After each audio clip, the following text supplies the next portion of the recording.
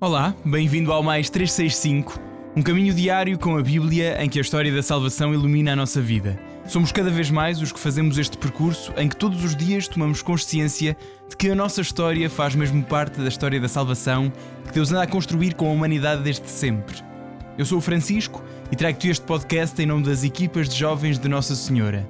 Seguimos do Gênesis ao Apocalipse com tradução da difusora bíblica, aprendendo a erguer o nosso olhar para o alto, sempre acompanhados por Nossa Senhora. Hoje é o dia 114, estamos no período da realeza e vamos ouvir primeiro livro de Samuel 23 e Salmo 54.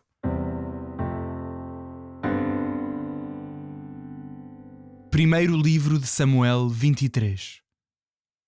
Avisaram David dizendo: os filisteus estão a atacar Keilá e a pilhar as eiras. David consultou o Senhor: poderei vencer os filisteus? O Senhor respondeu: vai, pois tu derrotarás os filisteus e libertarás Keilá. Os homens de David, porém, disseram-lhe: mesmo aqui em Judá estamos cheios de medo, quanto mais se formos a Keilá contra as tropas dos filisteus. David consultou novamente o Senhor, que lhe respondeu: vai, desce a Keilá, porque entregarei os filisteus nas tuas mãos. David foi para Keilá com os seus homens. Atacou os filisteus, tomou-lhes o gado e infligiu-lhes pesada derrota. Assim libertou os habitantes de Keilá. Ora, quando Abiatar, filho de Aimeleque, se refugiou junto de David em Keilá, levava consigo a insígnia votiva. Comunicaram a Saul: David refugiou-se em Keilá. Saul pensou: Deus entregou-o nas minhas mãos, pois foi esconder-se numa cidade com portas e ferrolhos. O rei convocou todo o povo às armas para descer a Keilá e sitiar David com a sua tropa. Mas David, sabendo que era má a intenção de Saul, disse ao sacerdote Abiatar: traz a insígnia votiva. E acrescentou: Senhor, Deus de Israel, teu servo David soube que Saul quer entrar em Keilá para destruir a cidade por minha causa. Será que os habitantes de Keilá me entregarão nas suas mãos? Saul virá de facto como o teu servo ouviu dizer. Senhor, Deus de Israel, revela-o ao teu servo. O Senhor respondeu: Saul virá. David acrescentou: os habitantes de Keilá vão entregar-me, a mim e aos meus homens, nas mãos de Saul? O Senhor respondeu: sim, vão entregar-te. Então David partiu dali com a sua tropa, em número de uns 600 homens, e saíram de Keilá marchando ao acaso. Saul, informado de que David abandonara Keilá, suspendeu a expedição. David permaneceu no deserto em lugares bem protegidos e habitou no monte do deserto de Zif. Saul, entretanto, procurava-o sem cessar, mas Deus não o entregou nas suas mãos. David, sabendo que Saul tinha saído para lhe tirar a vida, ficou em Orxá, no deserto de Zif. Então Jonatas, filho de Saul, levantou-se e foi ter com David a Orxá, e confortou-o em nome de Deus, dizendo-lhe: não temas, porque Saul, meu pai, não te poderá prender. Tu reinarás sobre Israel, e eu serei o segundo no teu reino. Meu pai, Saul, bem o sabe. Fizeram ambos uma aliança diante do Senhor. David ficou em Orxá, e Jonatas voltou para sua casa. Alguns de Zif foram ter com Saul a Gibeá e disseram-lhe: não está David escondido entre nós na fortaleza de Orxá, sobre a colina de Aquilá, ao sul do deserto? Visto que o teu desejo é vir ao seu encontro, ó rei, vem e nós o entregaremos nas tuas mãos. Respondeu Saul: que o Senhor vos abençoe, porque vos compadecestes de mim. E depois informai-vos e vede por onde anda e quem o viu ali, pois disseram-me que é muito astuto. Explorai e descobri todos os seus esconderijos e trazei-me notícias seguras, a fim de eu ir convosco e, se ele está na região, buscá-lo-ei por todas as famílias de Judá. Eles despediram-se e partiram antes de Saul para Zif. Mas David e os seus homens estavam já no deserto de Maon, na planície ao sul do deserto. Saul saiu com os seus homens à procura dele. David, informado disso, deixou o rochedo e permaneceu no deserto de Maon. Saul soube-o e perseguiu-o. Saul marchava por um flanco da montanha e David, com os seus homens, fugia a toda a pressa de Saul pelo outro lado. No momento, porém, em que Saul e os seus homens iam lançar mão de David e dos seus, chegou um mensageiro e disse ao rei: Vem depressa, porque os filisteus invadiram o país. Ao ouvir isto, Saul deixou de perseguir David e foi combater os filisteus. Por isso, àquele lugar foi dado o nome de Rochedo da Separação. Salmo 54. Ao diretor do coro, com instrumentos de cordas, poema de David.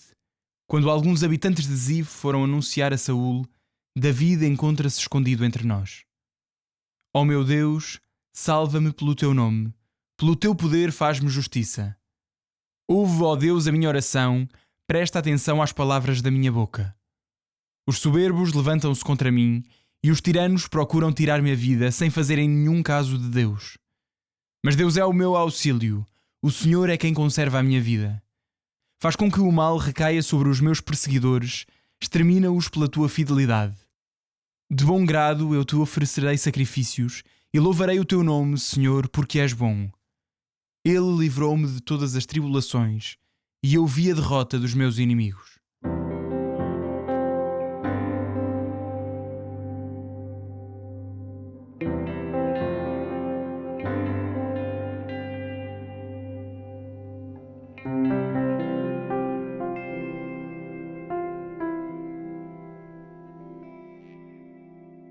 Em nome do Pai, do Filho e do Espírito Santo.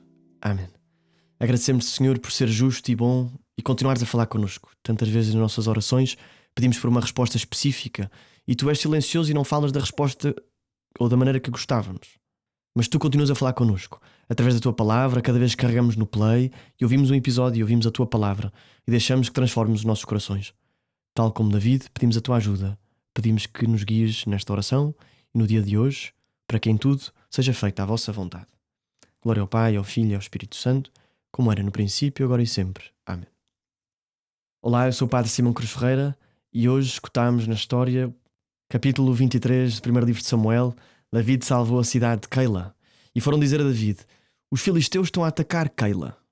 Bem, o texto é rápido, mas David tem 3 hipóteses que o texto não diz, mas podemos assumir. Ele podia dizer: certo, mas eu não sou o rei, eu não vou salvar. Saúl é que é o rei, deixe-no defender o povo de Keila contra os filisteus. Primeira hipótese. Segunda hipótese, podia dizer: ok, vou lutar. Ou então podia fazer o que ele fez: vou perguntar ao Senhor sobre isto. E de facto acontece muitas vezes não perguntar ao Senhor, tanto na Sagrada Escritura como na nossa vida. Chega uma nova informação e não perguntamos ao Senhor sobre o que faz sentido fazer. Apenas fizemos o que quisemos, ou fazemos o que quisemos. David podia ter dito: não é um assunto meu. Podia ter dito: é de facto um assunto meu. Mas ele percebeu que tinha de perguntar primeiro ao Senhor. David não reage automaticamente, não se refugia em desculpas, não confia apenas na sua intuição e pergunta ao Senhor. E até pergunta 2 vezes. Há assim uma espécie de caminho. Podemos dizer, temos uma nova informação, depois passamos para a oração, em que escutamos, confirmamos e agimos. Os homens de David, aqueles em quem confiava, estavam com medo e não queriam ir. E por isso David perguntou uma segunda vez. David também teve em conta as vozes dos outros à sua volta e por isso quis reconfirmar. Mas apesar de os conselheiros dizerem que não, Deus diz: eu continuo a dizer-te que sim. Isto ajuda-nos a perceber o coração de David, o coração que se vai formando, que pergunta a Deus e não é impulsivo. Passamos da popularidade. É-nos dito aqui que a popularidade de David continua a crescer. Sabemos isso porque ontem eram 400 homens à sua volta, hoje são 600. E também é bonito, à medida que David confia em Deus, mais gente confia nele. E temos uma cena neste capítulo em que Saúl continua atrás de David, não é? Estamos habituados. Estavam em 2 lados diferentes da montanha, diz-nos o texto. David e os seus homens vão se deslocando de lugar em lugar por todo o sul de Judá. E apesar de informações sobre o seu paradeiro chegarem a Saúl, David dá cada passo segundo a orientação de Deus e é mantido em segurança pela sua providência. No momento em que os homens de Saúl iam apanhar David, isto deve ter sido um filme, há um anúncio providencial e dizem a Saúl: vem depressa, porque os filisteus invadiram o teu país. O momento desta invasão filisteia parece ser um ato da providência divina, pois precisamente quando David está prestes a ser capturado, uma crise de segurança nacional obriga Saúl a interromper a perseguição e a ordenar que as suas tropas sigam para outro lugar. E repara nas vezes em que Deus age sem que estejamos a ver, sem que tenhamos ideia alguma. David não soube, David não faz ideia que do outro lado da crista do monte está o rei Saul. Não faz ideia que está mesmo perto dos homens que o querem matar e que estava mesmo perto, estava mesmo perto do fim da sua vida. Sabemos de muitas vezes que nós ou que outras pessoas à nossa volta escaparam da morte. E outro dia distraí-me a ter um acidente grande de carro, mas essa eu apercebi-me. Mas não sabemos tantas vezes de coisas que o Senhor nos salvou providencialmente sem nós sabermos. A quantidade de vezes que nos libertou, que nem nos apercebemos que estávamos tão próximos do fim da vida. O que sabemos é que o meu Deus, o teu Deus, é o Senhor da história, que conduz a história. Vimos isso, por exemplo, quando falámos de David e Golias, e David que foi conduzido por Deus de modo a ser capaz de vencer Golias. Só no céu, de facto, saberemos tudo o que a divina providência fez por nós. Gostava só de deixar aqui um ponto sobre o Salmo.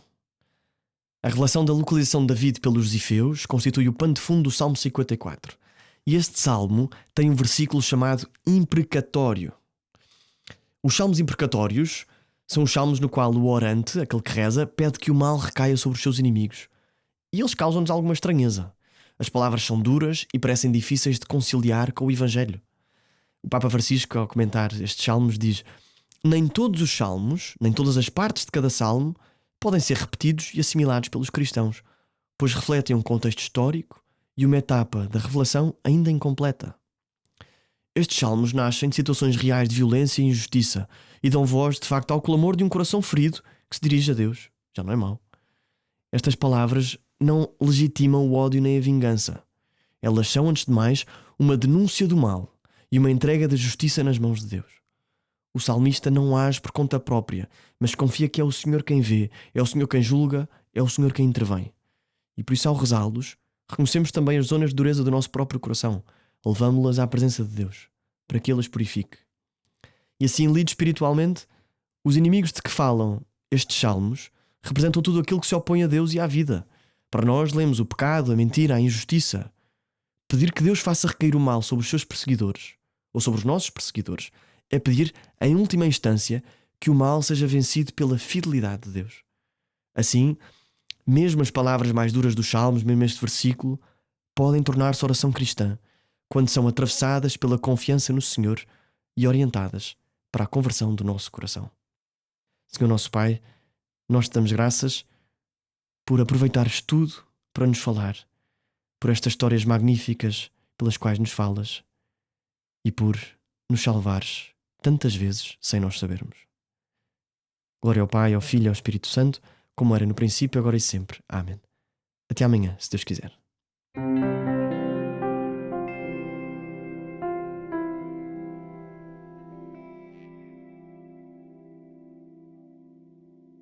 A minha alma glorifica o Senhor e o meu espírito se alegra em Deus, meu Salvador. Porque pôs os olhos na humildade da sua serva, de hoje em diante me chamarão bem-aventurada todas as gerações. O Todo-Poderoso fez em mim maravilhas, santo é o seu nome. A sua misericórdia se estende de geração em geração sobre aqueles que o temem. Manifestou o poder do seu braço e dispersou os soberbos. Derrubou os poderosos de seus tronos e exaltou os humildes. Aos famintos encheu de bens e aos ricos despediu de mãos vazias. Acolheu a Israel, seu servo, lembrado da sua misericórdia, como tinha prometido a nossos pais, a Abraão e à sua descendência para sempre. Glória ao Pai, ao Filho e ao Espírito Santo, como era no princípio, agora e sempre. Amém.